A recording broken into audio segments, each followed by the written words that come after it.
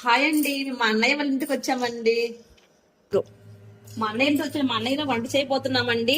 మా అన్నయ్య వాళ్ళు ఎప్పుడు వంటల్లోనే వండుతారండి హెల్త్ కోసం.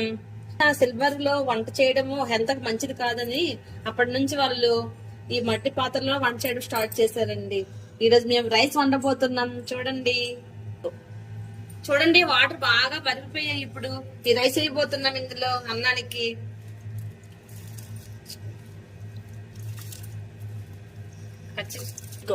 ఇదిగోండి రైస్ వేసాము. ఒకసారి కలుపుకోవాలి ఇలాగ రైస్ ని.